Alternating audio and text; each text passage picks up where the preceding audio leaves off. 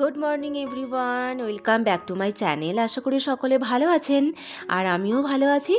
ঘড়িতে এখন বাজে প্রায় 6:30 আর আজকের ব্লগটা আপনাদের সঙ্গে আর্লি মর্নিং একদম শুরু করে দিলাম। আর আজকে আমি অনেকক্ষণই উঠেছি, উঠে তো আমার সমস্ত কাজ আজ কমপ্লিট হয়ে গেছে। আর তারপর নিজের জন্য এক কাপ চা নিয়ে একটু আরাম করে বিছানায় বসে খেতেও শুরু করে দিয়েছি।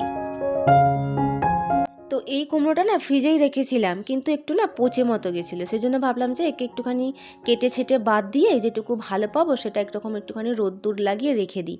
মাকে দেখতাম এরকম কুমড়ো কেটে রোদ্দুরে দিত অনেক, যাতে কুমড়োটা অনেক দিন ভালো থাকে। তো আমিও দিয়ে দিলাম। চলুন এবার রান্নাটা করে নিই। তো এখানে কুমড়ো, আলু আর উচ্ছে ভাজা করব আর একটা নিরামিষ তরকারি করব। আজকে মঙ্গলবারে কিন্তু আমরা নিরামিষ খাই না, বাট আজকে একটা বিশেষ কারণের জন্য আমরা নিরামিষ খাচ্ছি, সেটা অবশ্যই আপনাদের সঙ্গে শেয়ার করব, তবে এখন নয়, একটু বাদে আমি বলছি। তো তার আগে আমন্ডগুলো একটু ছাড়িয়ে নিই, আজকে আর ফলটা বাড়িতে নেই, সেজন্য ফলটা আজকে আর খাওয়া হলো না। তো এই আমন্ডগুলো কালকে রাত্রিরে ভিজিয়েছিলাম, সকালে কিন্তু একদম ভুলে গেছি খালি পেটে খেতে। তো এরকমই হয়, মানে নিজের জন্য না কিছু যদি ভিজিয়ে রাখি যে সকালে উঠে খাবো, সেটা ছোলাই হোক বাদামি হোক যাই হোক, একদম কিন্তু বেমালুন ভুলে যাই। চলুন এবার রান্নাটাও করে নিই। এবার সবজিগুলো একটুখানি তেলে ভেজে নিয়েছি, আর তার আগে না বড়িগুলো একটুখানি ভেজে তুলে নিয়েছি। তো শীতের সবজি মূলো, আলু, গাজর, বিনস সব কিছু দিয়ে আর বড়ি দিয়ে একটু তরকারি হবে। তো আজকে একদম সাদামাটা তরকারি হচ্ছে।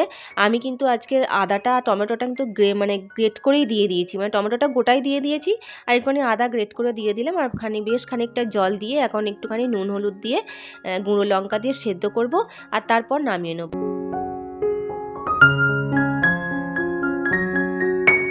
আর এই তো কথা বলতে বলতে আমার রান্নাও হয়ে গেছে আর আমি লাঞ্চ নিয়েও বসে গেছি। তো আজকে না পটল ভাজা করেছি, এই যে এইরকমভাবে কেটে কেটে করেছি, গোটা গোটা পটল ভাজা। আর সবজি ডাল হয়েছে, তরকারি হয়েছে, আর উচ্ছে আলু তারপরে তোমার কুমড়ো দিয়ে একটা ভাজা হয়েছে। চলুন লাঞ্চটা করে নিই।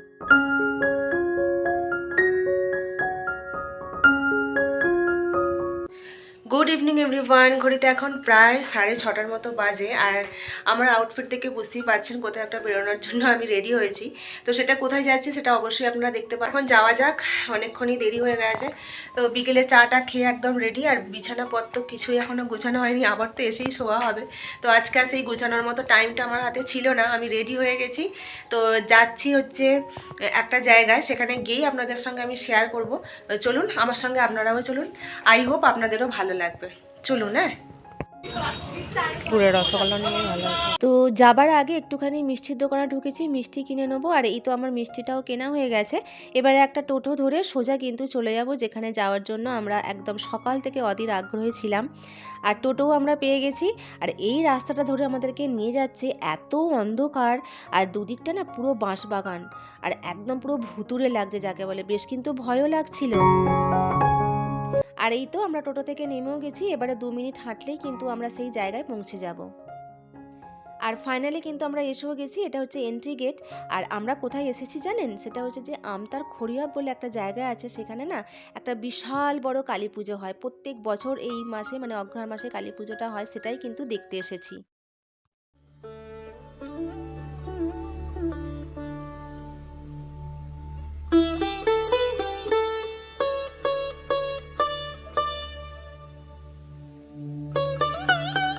আর এই তো আমি ভিড়ের মধ্যে আস্তে আস্তে এগিয়ে যাচ্ছি মাকে দর্শন করার জন্য। আমার সঙ্গে আপনারাও আসুন, আপনাদের নিশ্চয়ই ভালো লাগবে।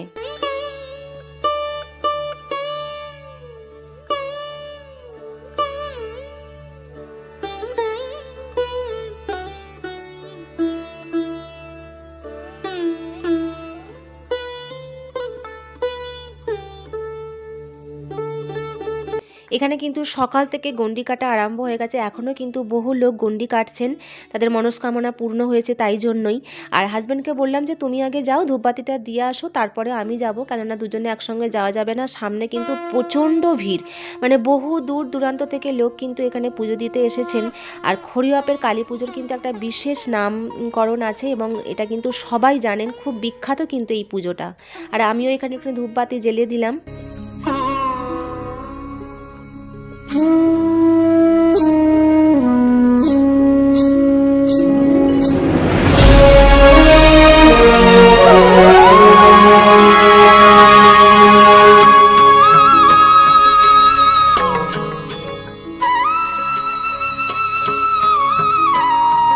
তো আমি মন্দিরের ভেতরে ঢুকে গেছি, মাকে কিন্তু এখনো পর্যন্ত কোনো গয়নাগাটি পরানো হয়নি। আর এখানে সমস্ত মানুষ কিন্তু পুজো দিয়ে গেছেন। আর এই ফল কিন্তু সমস্ত কুচিয়ে মায়ের কাছে প্রসাদ হিসাবে দেওয়া হবে। আর এই দেখুন, এখান থেকে কিন্তু সামনের ভিড়টা ঠিক এই রকম। আর এই মন্দিরের ওপরের দিকটাও আপনাদেরকে একটুখানি শেয়ার করছি, সেটা হচ্ছে যে সমস্তটা কিন্তু কাঠের কড়িকাঠ যেটাকে বলে আর কি, সেরকম বানানো। এটা কিন্তু বহু পুরনো মন্দির। আর এবছর কিন্তু 200 বছর হচ্ছে আর কি এটা নিয়ে। তারপর আমরা চলে এসেছি সেই পুকুর ঘাটে যেখানে মাকে বিসর্জন দেওয়া হয়।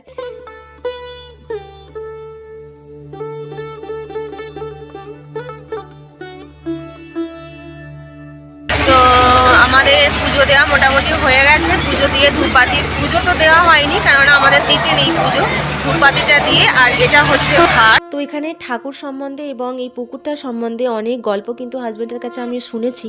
তো সেগুলো শুধু গল্প নয়, গল্প হলেও কিন্তু সেগুলো খুবই সত্যিকার ঘটনা। তো সেগুলো শুনলে সত্যিই কিন্তু গায়ে কাঁটা দেয়। তো এই ঘাটেই কিন্তু মাকে বিসর্জন দেওয়া হয়। আর এখানে কিন্তু সকালবেলা গন্ডি কাটা হয়েছে, সেই জন্যই কিন্তু এত কাদা। চলুন এবার মেলাটা এক্সপ্লোর করে তারপর বাড়ি যাবো।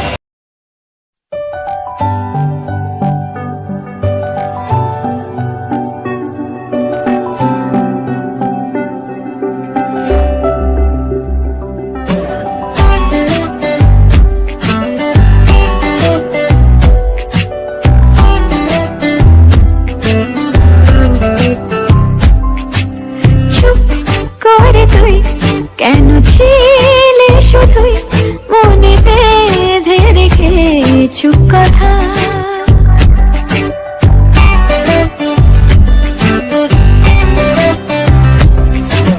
চুপ করে তুই কেন ছিলে শুধুই মনে বেঁধে রেখেছু কথা। আজ বলে দে সব বাধা কাটিয়ে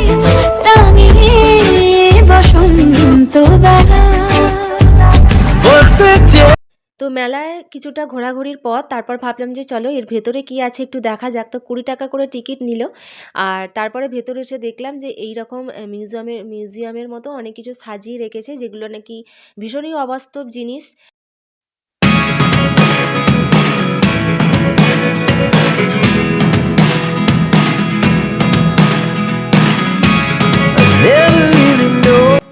তো এগুলো সত্যি কথা জ্যান্ত অবস্থায় কোনো দিনই কোথাও দেখা হয়নি, কিন্তু দেখে না ভীষণ একটা কীরকম একটা লাগছিল। মানে খুব একটা যে ভালো লেগেছে আমার তা নয়, মনে হচ্ছিলো যেন না ঢুকলেই ভালো হতো। আর তারপর মেলার সব থেকে আকর্ষণীয় জিনিস সেটা হচ্ছে এরকম গরম গরম জিলাপি। আমরা একটুখানি কিনেও নিলাম এখান থেকে।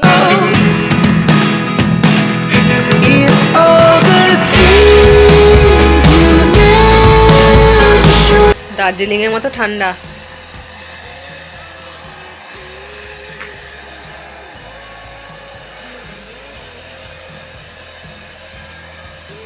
ঠান্ডা লেগে তো এই মাত্র আমি এলাম, ঘড়িতে অলরেডি 10:30 বাজে।